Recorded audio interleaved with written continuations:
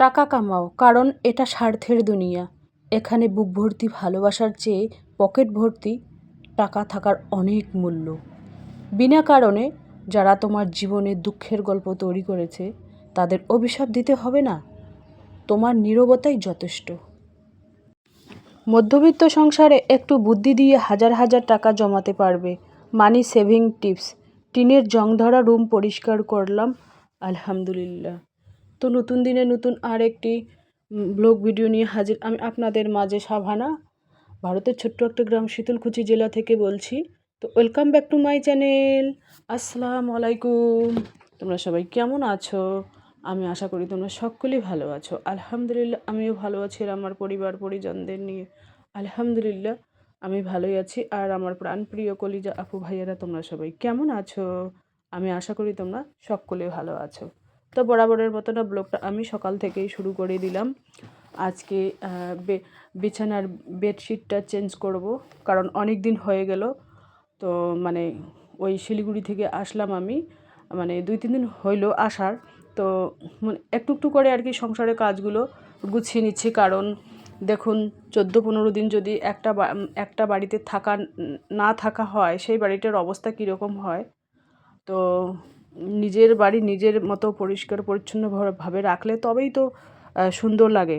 কারণ মানে একদিনই তো সমস্ত কাজ আমি করতে পারবো না, মানে প্রত্যেকদিনই একটু একটু করে পরিষ্কার করব আর কি। তো প্রত্যেক মাসে আর কি হাজব্যান্ডের কাছে যাব, ঘুরে আসব। কারণ আমি বলেছি যে আমি প্রত্যেক মাসে তোমাকে আনতে হবে না, আমি একাই যাব একাই আসব, বাস আমাকে টেনে তুলে দিলেই হয়ে যাবে। তারপরে যখন মেয়ের বিয়ে দিয়ে দেবো 1-1.5 বছর পর, তখন আমি পার্মানেন্ট হাজব্যান্ডের কাছে চলে যাব। ওখানে গিয়ে থাকবো, যেখানে হাজব্যান্ড থাকবে সেখানে আমিও গিয়ে থাকবো। আর ছেলেটা পরে দেখা যাবে। ছেলে মানুষ তো এখানেও থাকতে পারবে। আর আমার ছেলের কথা বলছি, ও শিলিগুড়িতে গিয়েও থাকতে পারবে। বা দোকান যদি করে ছেলে, তো দোকান করবে। তো রান্নার ব্যবস্থা ওটা আমি করে দিয়ে যাব যখন যাব আর কি। এখন তো না, যখন মেয়ের বিয়ে দেবো 1-1.5 বছর পর, তখনকার কথা আর কি। এখন আর কি আমি হাজব্যান্ডের কাছে মাঝে মাঝে যাব, একটু একটু করে জায়গা ঘোরাফেরা করার জন্য যাব। আমার কিন্তু খুব শখ এখানে ওখানে ঘোরাফেরা, সাজা পাড়া, এই দুটো জিনিস আমার কিন্তু খুব পছন্দের। কিন্তু হাজব্যান্ডের পছন্দ না, উনি কিন্তু ঘুরতে নিয়ে যান না। ওনাকে বলতে হয় 1 মাস 2 মাস 15 দিন 20 দিন থেকে কানের গোড়ে প্রত্যেক দিনে ফোন করে একবার হলো বলতে হবে যে আমি তোমার ওখানে যাব, আমি তোমার ওখানে যাব। এইভাবে ভ্যান ভ্যান করতে করতে একদিন সহ্য করতে না পেরে বলে চলো। তো এভাবেই আর কি দুজনের মধ্যে আন্ডারস্ট্যান্ডিংভাবে কোনো রকমভাবে সংসারটাকে পরিচালনা করতেছি। যাই হোক, মনে করো আমি যেটা ইনকাম করি, মহিলাদের তো জানো একটা পার্সোনাল খরচ আছে।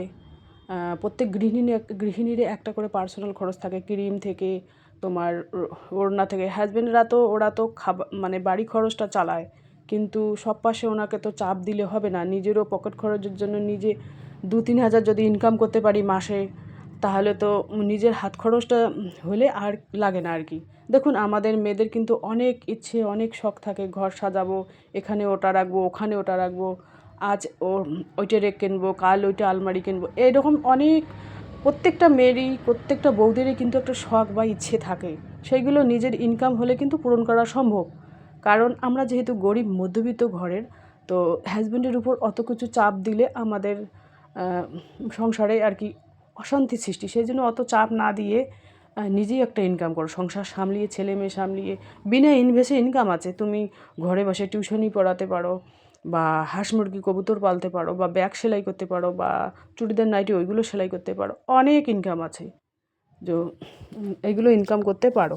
তাহলে দেখুন, দিন শেষে নিজের খেয়াল নিজেকেই রাখতে হবে, কেউ তোমার খেয়াল রাখবে না। মধ্যবিত্ত সংসারে একটু বুদ্ধি দিয়ে হাজার হাজার টাকা জমাতে পারবে, যদি বুদ্ধি থাকে তোমার। মানি সেভিং টিপস। টিনের জং ধরা রুম পরিষ্কার করলাম, আর বেডরুমের বেডশিটটা চেঞ্জ করলাম, সেই ব্লগটাই শেয়ার করতেছি। তো দেখুন, টাকা হলে তো তোমার দাম আছে, টাকা না হলে তোমার দাম নেই। তোমার যদি টাকা থাকে, স্বামী ছেলে মেয়ে হাজব্যান্ড বাবা মা যত নিজের নিয়ারেস্ট আত্মীয় স্বজন আছে, তোমাকে কিন্তু আদর করবে ভালোবাসবে। দেখুন, কথায় আছে না, তেল দেওয়া মাথায় সবাই তেল দেয়, খোসখোসা মাথায় কেউ তেল দেয় না। এটাই হচ্ছে বাস্তব কথা। তো এই যে দেখুন, ফুলগুলো এখানে রাখা আছে, মানে রেকটাও নোংরা হয়ে গেছে। তো এগুলো আর কি অফ ক্যামেরায় আর কি কলতলায় নিয়ে গিয়ে একেবারে ঝকঝকে চকচকে করে নেব, কারণ এভাবে একটু একটু করে কাজ গুছিয়ে নিলে নিজের জন্য সুবিধা হয়। আর একদিনে যদি সমস্ত সংসারে কাজ করা হয় তাহলে নিজের উপর একটা চাপ হয়ে যায়। তো আমার তো আছেই, ব্যাগ ডেলিভারির জন্য যেতে হয়, আমাকে প্রত্যেক দিন যেতে হয়। তো এই জন্য আমি একটু একটু করে আর কি সংসারের কাজগুলো পরিষ্কার করে গুছিয়ে নিচ্ছি। দেখুন টেবিলটা একেবারে অগোছালো হয়ে গেছে, কারণ মেয়েকে অত চাপ দিলে হবে না এই রুমের কাজ গোছানো, কারণ মেয়ে ওই সেলাইয়ের কাজে ব্যস্ত থাকে। কারণ ওর অর্ডার আর কি দুই তিনটে তো কমন অর্ডার আছে, এর উপরে কোনো দিন 4টাও হয়, কোনো দিন 5টাও হয়, এরকম অর্ডার পায় মেয়ে। তো ওর অনেক চাপ পড়ে, সেই জন্য আমি নিজেই আর কি ওকে কোনো কাজ করতে দেই না। আমি আমার যতটুকু কাজ আমাকেই আর কি ভালো লাগে করতে। ভালোবেসে সংসারে কাজ করলে কিন্তু কোনো পরিশ্রম আর কষ্ট মনে হয় না। তো এটাই আর কি বাস্তব, মানে যেটাই আর কি বাস্তব কথা সেটাই আমি তোমাদের সাথে তুলে ধরি আর কি। এবার আমি আর কি মোছামুছি করে নেব শুকনো ন্যাকড়া দিয়ে আমি যদি প্রত্যেক দিন এভাবে মুছি, তাহলে কিন্তু ডিপ ক্লিন যদি করো তোমরা 15 দিনে একদিন, 20 দিনে একদিনে করলে হবে। তো তোমরাও চাইলে আর কি দেখুন, টিনের জং ধরা রুম হোক আর কি হয় হোক, যদি রুম পরিষ্কার করো মন একেবারে ঝকঝকে চকচকে থাকে। যদি রুম পরিষ্কার না থাকে, গোছালো না থাকে, তাহলে ভালোই লাগে না ঠিক। আর মধ্যবিত্ত সংসারে একটু বুদ্ধি, গ্রামের মধ্যবিত্ত সংসারের গৃহিণী হয়ে যদি একটু বুদ্ধি খাটিয়ে তোমরাও চাইলে হাজার হাজার টাকা জমাতে পারো। তো বুদ্ধিটা থাকতে হবে, বুদ্ধি না থাকলে কিছুই করা সম্ভব না। বুদ্ধিটাই হচ্ছে মেন। তুমি যত ইনকাম করো না কেন, যদি একটু বুদ্ধি না থাকে তাহলে কিন্তু সেই টাকাটা তুমি সঞ্চয় করতে পারবে না। সঞ্চয় আগে নিজেকে তৈরি করতে হবে, সঞ্চয়টা কী জিনিস সেটা শিখতে হবে, বুঝতে হবে, জানতে হবে, তারপরে কিন্তু তুমি সঞ্চয় করতে পারবে। আর যদি সঞ্চয়টাই তুমি না জানো, যে সঞ্চয় করে তোমার একটা যে টার্গেট থাকবে যে আমি এই টাকাটা সঞ্চয় করে কি করব, সেই টার্গেটটা যদি তোমার কাছে না থাকে, তোমাদের কাছে না থাকে, তাহলে কিন্তু জীবনেও কিছু করা সম্ভব না। সেই টার্গেটটা নিতে হবে আর কি। তো তোমরাও চাইলে আমার মতোই করে কিছু কিছু টাকা সেভ করতে পারো। আর এভাবে আর কি আমার প্রত্যেক দিনই আর কি আমি এভাবে আমার টিনের আর কি জং ধরা রুমটা আমি পরিষ্কার করে থাকি। তো তোমরাও চাইলে আর কি এইভাবে পরিষ্কার করতে পারো, কারণ আমার রুমে তেমন কিছু জিনিস নেই, সমস্ত কিছু আর কি সাদামাটা। একটা রুমে সমস্ত কিছু অ্যাডজাস্ট করতে হয়। এখানে দেখুন ডিমের পাতা, এখানে ব্যাগ কেটে কেটে রেখে দিয়েছি, এখানে রান্নাবান্না, এখানে থাকা, এখানে খাওয়া, কি করব, আর কিছু করার নেই। তো নিচে আছে অনেক রুম, কিন্তু সেই রুমগুলো তৈরি করতে কিন্তু অনেক টাকার দরকার হবে। আর সেই জন্য বর্তমানে তো টাকা নেই হাতে, সেই জন্য এভাবে আর কি পরিচালনা করতেছি। দেখা যাক উপরওয়ালা কতদিন আর কি টাকা পয়সা হাতে দেয়, ততদিনই আর কি ঠিক করব। তো যাই হোক, এই যে দেখুন, এই যে টাকা, এখানে আমি কিন্তু গুনতেছি, এখানে আছে প্রায় 5,000 টাকা আছে।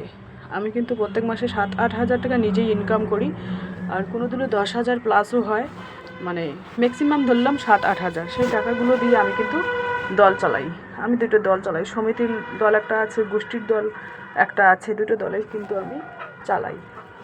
তো আগেরবার দলের টাকা নিয়ে আমি কিন্তু ওই কানেরটা বানিয়েছিলাম আমার জন্য।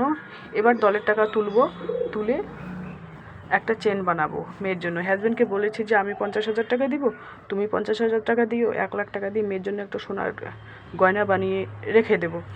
তারপরে রেখে দেবো বলতে আমি গলায় দিয়ে বেরোবো, যখন আর কি মেয়ের বিয়ে দিয়ে দেবো, তখন আর কি খুলে দিয়ে দেবো যে নিয়ে যা। তো দেখুন এখন যা গয়নার দাম বাড়তেছে, কি বলবো আর, মানে আকাশ ছোঁয়া দাম হচ্ছে।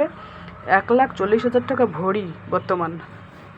তো সেই জন্য একটু বুদ্ধি খাটাতে হবে। এখানে দেখুন এখানে অনেক ধরনের জিনিস দিয়ে কিন্তু আমি চা বানাই। আমি কিন্তু চায়ের মধ্যে চিনি দেই না, আমি চিনি খাই না, ছেলেই খালি চিনি খায়।